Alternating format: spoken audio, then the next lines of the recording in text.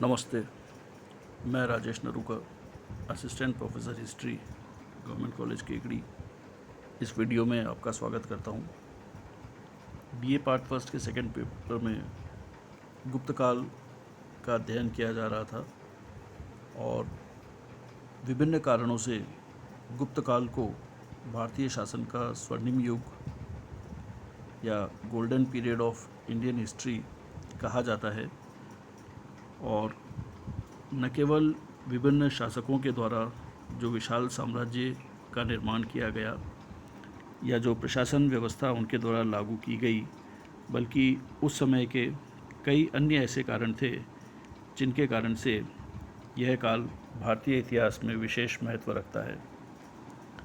इसमें मुख्य रूप से उस काल में लिखे गए साहित्य और जो विज्ञान की उस समय प्रगति हुई थी उनको शामिल किया जा सकता है।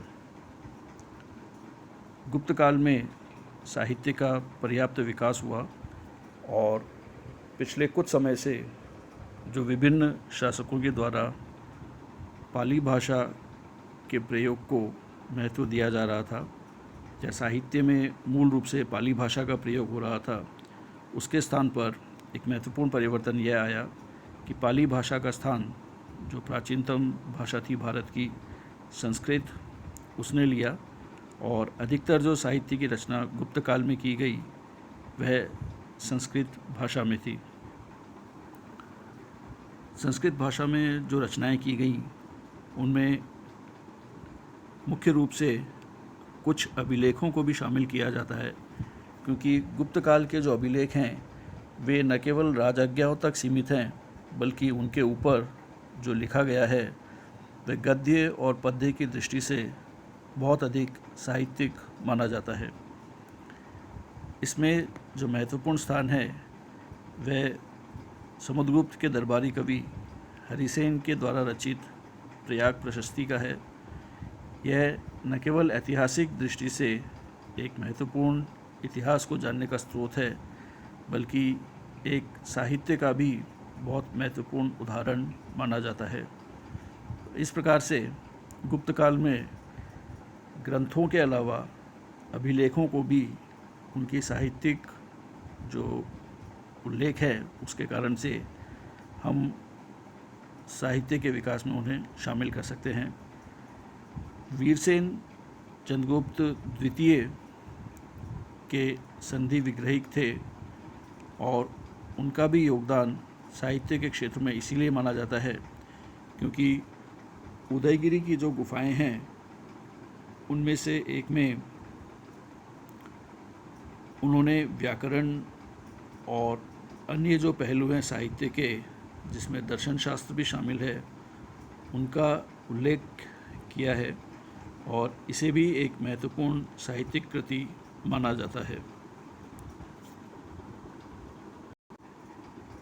संस्कृत भाषा में विभिन्न ग्रंथों की रचना की गई और अब तक के संस्कृत भाषा के सबसे बड़े साहित्यकार महाकवि कालिदास ने भी गुप्त काल में ही अपनी रचनाएं लिखी और जिस प्रकार से उन्होंने गद्य, पद्य और नाटक के क्षेत्र में अपना महत्वपूर्ण योगदान दिया, कई इतिहासकार उन्हें भारत के विलियम शेक्सपियर के रूप में जानते हैं और मानते हैं। कालिदास ने साहित्य की लगभग हर विधा में अपना योगदान दिया और विश्व के महानतम साहित्यकारों में कालिदास का नाम सम्मिलित है। कालिदास के द्वारा जो विभिन्न साहित्य लिखा गया उसमें दो ग्रंथों को महत्वपूर्ण माना जाता है, कुमार संभव और रघुवंशम।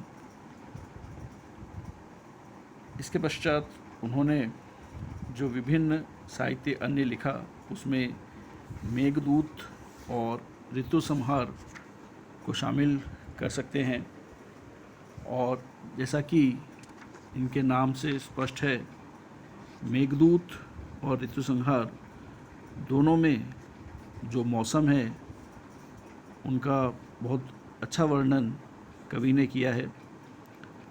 मेघदूतम में मूल रूप से एक यक्ष के द्वारा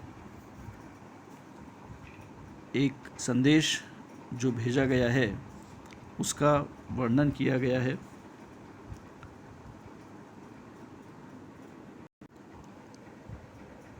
कालिदास ने जो नाटक लिखे थे उनमें मालविकाग्निमित्रम और अभिज्ञान शाकुंतलम को महत्वपूर्ण माना जाता है।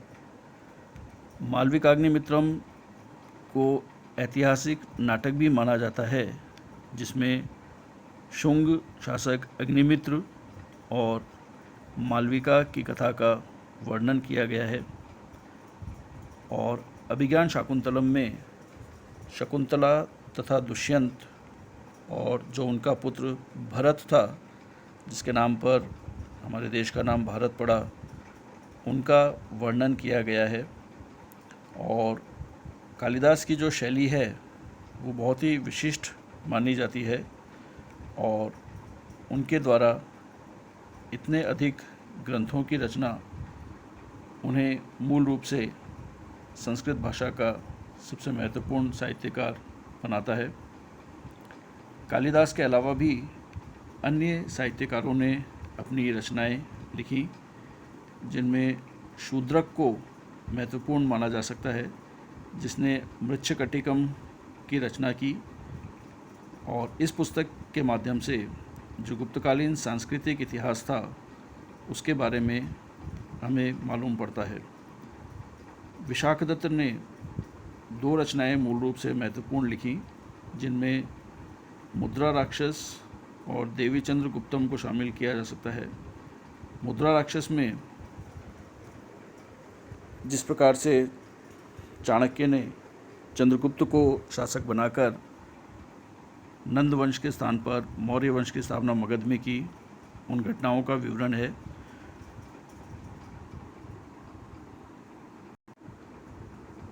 इन ग्रंथों के अलावा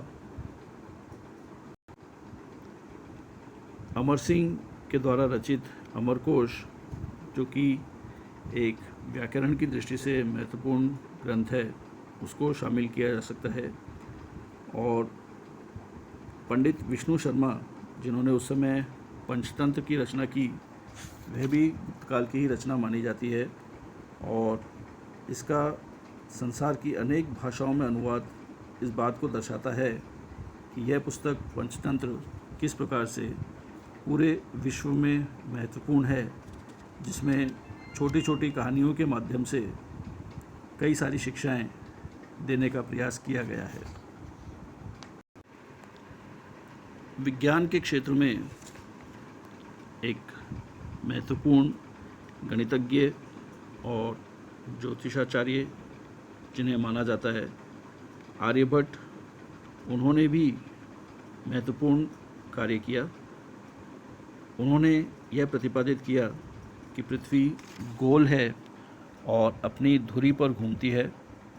गणित के क्षेत्र में उन्होंने आर्यभट्टियम नामक ग्रंथ की रचना की और दशमलव संबंधी ज्ञान दिया।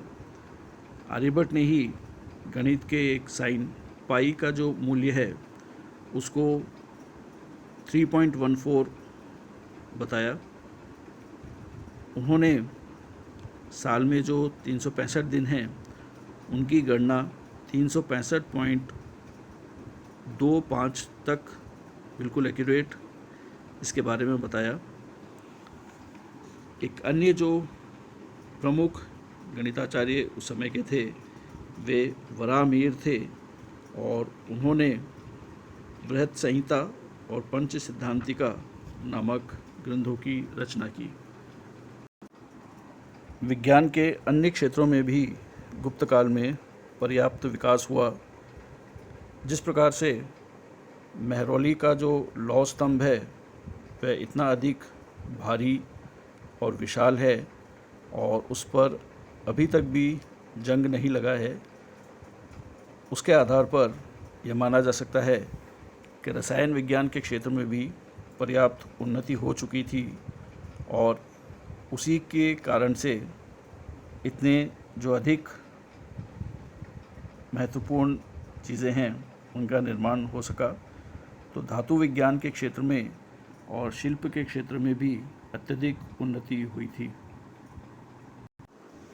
इस प्रकार यह कहा जा सकता है कि गुप्त शासकों ने जिस प्रकार से एक शांतिपूर्ण पूरे माहौल का निर्माण किया भारतवर्ष में, और जो बाहर की या विदेशी ताकतों के कारण किसी भी प्रकार से नागरिकों में कोई स्ट्रेस नहीं था, उसके कारण से विभिन्न क्षेत्रों में पर्याप्त विकास हुआ और मूल रूप से साहित्य तथा विज्ञान के क्षेत्र में जो विकास गुप्त काल में हुआ, इसीलिए हम गुप्त काल को भारतीय इतिहास का स्वर्णिम काल कह सकते हैं।